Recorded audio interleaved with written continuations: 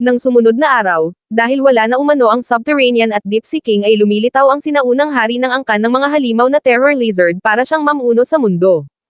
Agad naman itong binantayan ng mga miyembro ng Hero Association, at si Tatsumaki ang ipinadala ng mga ito upang harapin iyon. Matapos ang isang maikling alitan, nagpakawala si Tatsumaki ng isang bulalakaw mula sa kalawakan upang wasakin ang halimaw. Samantala, sa dojo ni Bang kung saan nito tinuturuan ng mga pang self-defense sina Genos at Saitama, naikwento nito sa dalawa kung paano naging mailap at mabangis ang dati nitong pinakamagaling na estudyante na si Garo, at tinalo umano niyon ang lahat ng iba pa nitong pinakamahusay na mga estudyante. Ngunit, sa kalagitnaan ng pag-uusap ay biglang dumating ang isang tauhan mula sa Hero Association upang ipaalam sa mga bayani na may idineklarang emergency at ipinapatawag umano ang lahat ng Class S na bayani para sa isang pagpupulong. Dahil isang threat level dragon ang sitwasyon ay agad na kumilos si Bang, habang niyaya naman ni Genos ang kanyang master na sumama na rin. Pagkarating sa loob ng asosasyon ay nakilala ni Saitama si Atomic Samurai, isang mayabang na Class S hero, pati na rin ang iba pang mga bayani tulad ni Puri Puri Prisoner, Metal Bat, Tank Top Master, Flashy Flash, Watchdog Man, Super Alloy Darkshine, Pig God, Drive Knight, Zombie Man, King, at Child Emperor. Sinimulan ni Sitch, isang miyembro ng asosasyon ang pagpupulong sa pamamagitan ng babala sa mga bayani na ang paparating na krisis ay lubhang magiging mapanganib at kahit gaano pa sila kagaling, wala pa ring kasiguraduhan na sila ay makakaligtas. Ipinabatid ni Sitch na ang dakilang manghuhula na si Madam Shibabawa ay namatay matapos yung atakihin ng matinding ubo habang umiinom ng gamot, dulot ng matinding kaba habang tinitingnan ang hinaharap sa susunod na buwan. Binanggit din nito na laging 100% tama ang mga hula ni Shibabawa, mapaatake man ng mga halimaw o natural na sakuna. Bago iyon namatay, iniwan yun ang isang sulat na nagsasabi ng pinakamalaking propesyean yun. Nakasaad sa sulat na ang mundo ay nasa panganib, bagay na lubos na ikinabahala ng mga bayani. Mahilig ka ba manood ng anime, pero wala kang alam kung saan ka manunood? Tamang-tama itong Yusini. Hindi lang anime ang meron dito, dahil meron din ditong movies at sports. Lahat halos ng mga bagong palabas ay andito na. Kaya kung interesado ka ay nasa baba lang ang kasagutan, salamat. Kaya naman, binalaan sila ni Sitch na maghanda ang lahat para sa isang labanan sa loob ng susunod na 6 na buwan. Pagkatapos mismo ng sinabing iyon ni Sitch ay biglang inatake ang headquarters ng mga Skyfolk, pero mabilis ang mga iyong napatay ni Melzargard, isang miyembro ng Dark Matter Thieves. Kasunod nyon, isang barkong pangkalawakan ng mga alien ang sumalakay at winasak ang CTA na nagdulot ng pagkasawi ng marami. Tanging ang mag-ama lang ang nakaligtas sa lugar pero agad din ang mga itong nakita ni Melzargard. Nang papatayin na ng halimaw ang mag-ama ay dumating si Iayan, isang alagad ni Atomic Samurai, at nakipaglaban kay Melzargard. Gulat naman si Sitch nang makita na nasa 99.8% ang mga nawasak sa labas, kaya hindi ito makapaniwala na magkakatotoo at mangyayari ng ganoong kaaga ang prediksyon ni Shibabawa. Pero para masiguro kung iyon na nga ang prediksyon ay iminungkahi ni Child Emperor na lumabas sila. Kasasabi pa lang yun ng bata pero napansin agad ni Genos na lumabas na ang kanyang master sa pamamagitan ng pagdaan sa bubong ng napakatibay at gawa sa metal na gusali. Narating ni Saitama ang barko ng mga alien kaya agad siyang inatake ng mga iyon, pero nakaiwas si Saitama at sinimulang sirain ang barko. Samantala, naging matinding kalaban si Melzargard para kay Iayan at nauwi pa iyon sa pagkawala ng kaliwang braso nito bago dumating si Atomic Samurai upang iligtas ang kanyang estudyante mula sa tiyak na kamatayan. Gayunpaman, muling nabuhay si Melzargard at tila wala namang epekto ang mga atake ng bayani rito. Maya-maya pa ay dumating sina Metalbat, Bang, at Puri Puri Prisoner. Naalala ni Puri Puri Prisoner ang mga sinabi ni Deep Sea King habang nagtatransform ito sa kanyang Dark Angel form, at sa kasunod-sunod na sinuntok si Melzargard. Pinaplano naman ng ibang Class S heroes kung paano pababagsakin ang barko ng kalaban, pero habang magkakaiba ang opinyon ng mga ito, sinabi ni Genos na nakapasok na si Saitama sa loob ng barko at napatay na ang maraming mga alien. Dagdag pa nito na walang kasamaan na hindi kayang talunin ni Saitama.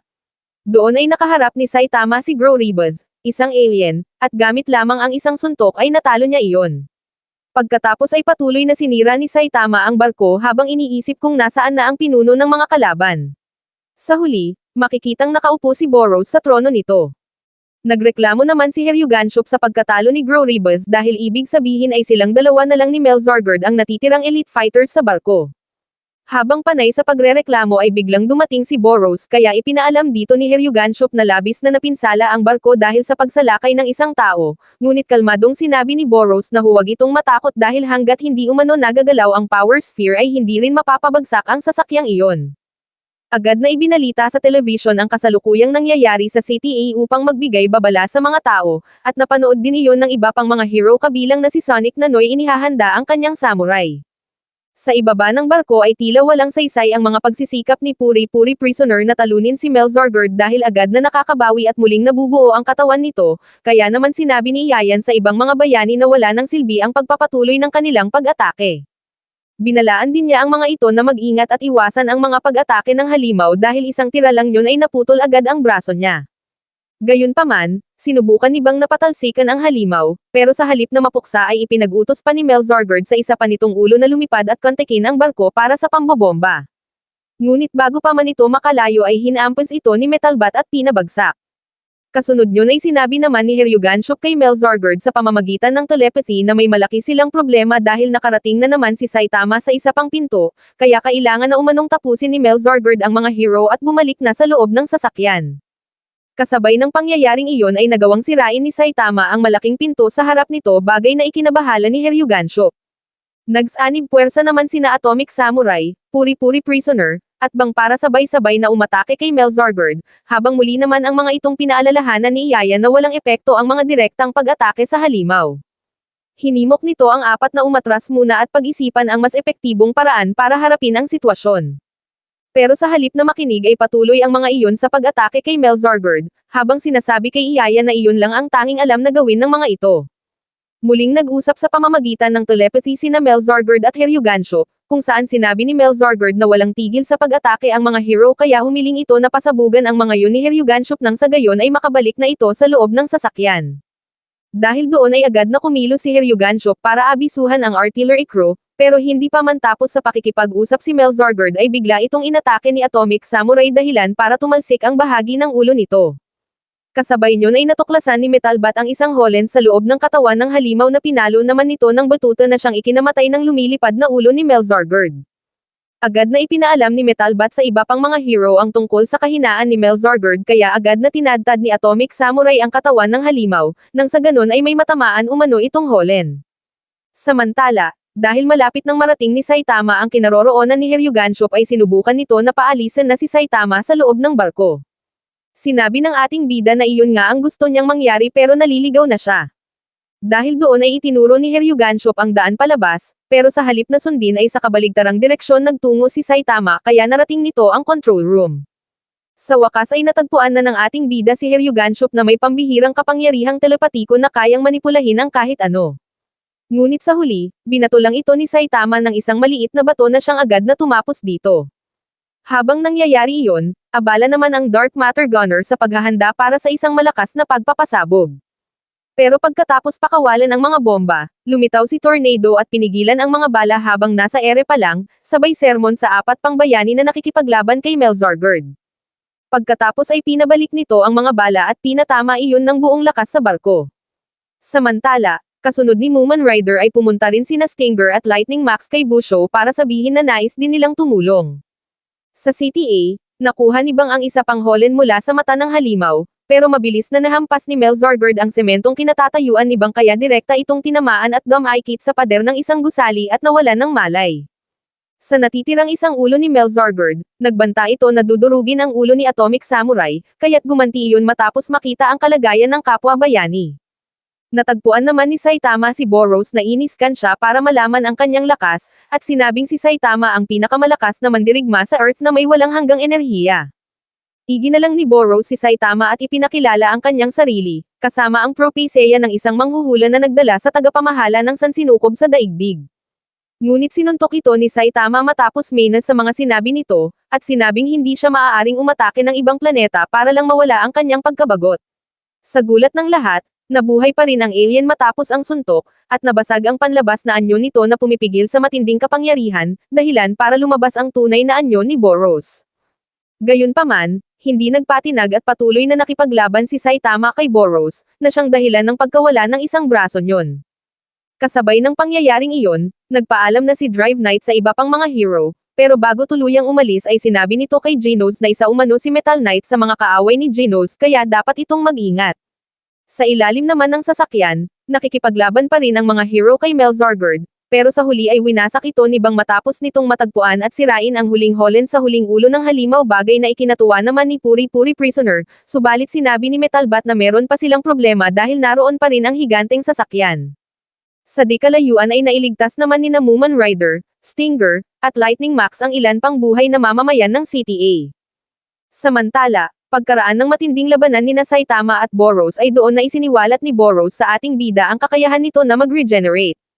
Gayunpaman, walang pakialam si Saitama at hindi nagtagal ay umabot na sa sukdulan ang laban ng dalawa kung saan napilitan ang mga ito na gamitin ang kani-kanilang pinakamalakas na mga teknik, na umabot pa sa puntong napunta si Saitama sa buwan dahil sa lakas ng pagsuntok ni Boros pero agad din naman itong nakabalik. Sa huli, si Saitama ang nanalo, habang inamin naman ni Boros na malayo pa rin siya sa antas ni Saitama. Kasunod yun ay ang tuluyang pagguho ng malaking sasakyan, kaya naman agad na nagsialisan ang mga hero na nasa ilalim yun. Pagkatapos ay dumating si Amay Mask at sinisi ang mga Class S hero sa pagkawasak ng lungsod, at sinabing kinikilabutan ito dahil wala man lang ang mga iyong nailigtas ni isang pader. Hindi nagustuhan ng mga Class S hero ang mga pinagsasasabi ni Amay Mask lalo na nang sabihan sila nito ng walang silbi kaya muntik nang magkaroon ng panibagong labanan. Ngunit, nahinto iyon sa pagdating ni Metal Knight, na lumitaw para manguha ng mga pyesa mula sa nasirang barko upang muling itayo ang headquarters ng Hero Association. Samantala, natuklasan ni Super Alloy Darkshine ang ilang mga nakaligtas na alien, na agad namang pinaslang ni Amay Mask, at dahil doon ay nakita ni Genos ang kanyang dating sarili kay Amay Mask kaya inisip nito na malamang ay dumanas din yun ng hindi maganda sa nakaraan. Lumabas na si Saitama mula sa gumuhong barko kaya agad itong sinalubong ni Genos sabay naglakad palayo, habang galit namang sinabi ni Tornado na ang lakas ng loob ng isang Class B na tulad ni Saitama na mag-isang pumasok sa loob ng barko. Dahil sa walang tigil na pagsasalita nito ay pinakiusapan ito ni Genos na tumigil na, ngunit sa halip na makinig ay inihampas pa nito si Genos sa isang pader. Bago pa lumala ang sitwasyon, dumating si Bang upang pigilan ang kaguluhan. Matapos ang lahat ng nangyari nung araw na iyon, tuluyan nang nabura sa mapa ang buong syudad ng CTA. Matagal yung pinag-usapan ng mga tao at naukit na sa kasaysayan, pero hindi nagtagal ay nakalimutan din ng mga tao ang tungkol doon.